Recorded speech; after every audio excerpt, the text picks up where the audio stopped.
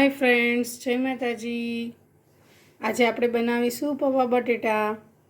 તો એના માટે મેં અહીંયા 3 નંગ બટેટાના લીધા છે, એક ટમેટું કટ કર્યું છે અને શીંગદાણા છે એને 15 થી 20 મિનિટ પહેલાં મેં પલાળી દીધા હતા અને એનું પાણી કાઢી લીધું છે, એટલે લાલાશ પડતા ન રહે। એના લીંબુનો રસ છે અને આટલા પૌવા છે।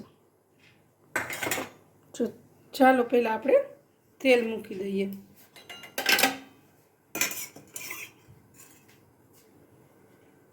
પૌવા બટેટામાં બહુ તેલ ન જોઈએ એટલે મેં આ 1 ચમચો જ લીધું છે।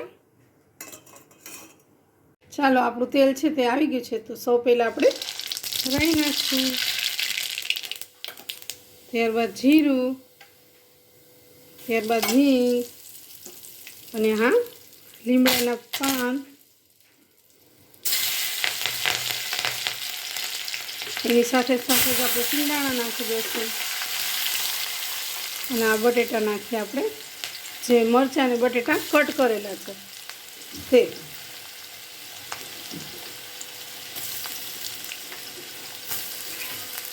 એને આપણે આ રીતે ઢાંકી અને પછી રાખી દઈશું। આ ડીશ છે તો આ રીતે રાખી દઈશું। સુધી પૌવાને આપણે પલાળી દઈએ। પૌવા છે એને આપણે આ રીતે પલાળી દઈએ એટલે ધોવાઈ પણ જાય અને પલળી પણ જાય સાથે સાથે। આ રીતે પાણી આપણે બધું કાઢી લઈશું એટલે નીતરી જશે, મસ્ત છૂટા પૌવા થશે।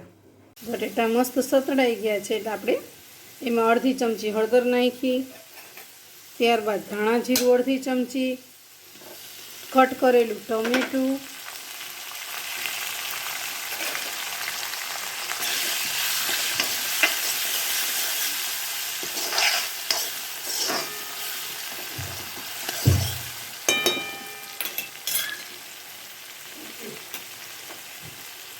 આ લીંબુનો રસ,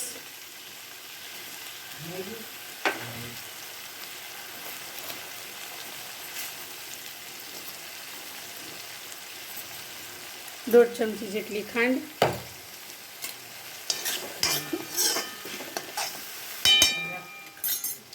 હવે આપણે જે પૌવા છે એ પલાળ્યા છે તે આપણે આમાં એડ કરી દઈશું।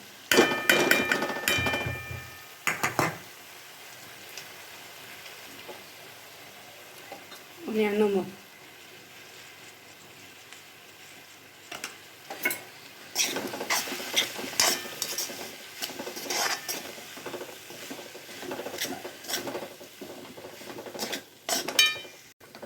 આપણા પૌવા છે તે મસ્ત બની ગયા છે અને આપણે હવે 1 મિનિટ પૂરતા આ રીતે રાખશું।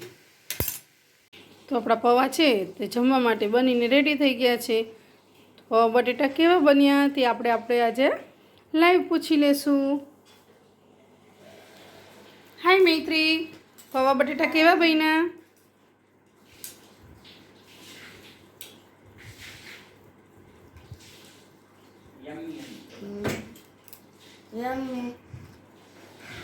મને તો બહુ જ ભાવ્યા। તમે પણ ટ્રાય કરજો, તમને બહુ ભાવશે। હું જલ્દી જમી લઉં અને તમે લાઈક, સબસ્ક્રાઈબ અને લાઈક એટલે કમેન્ટ કરી નાખજો। બાય, હું સ્કૂલે જઈશ જમીને। જય માતાજી। હવે એને સ્કૂલે જવાનું મોડું થાય છે એટલે એ જમવા બેસી ગઈ છે। તો તમે ફટાફટ લાઈક, શેર અને કોમેન્ટ કરવાનું ભૂલતા નહીં। જય માતાજી।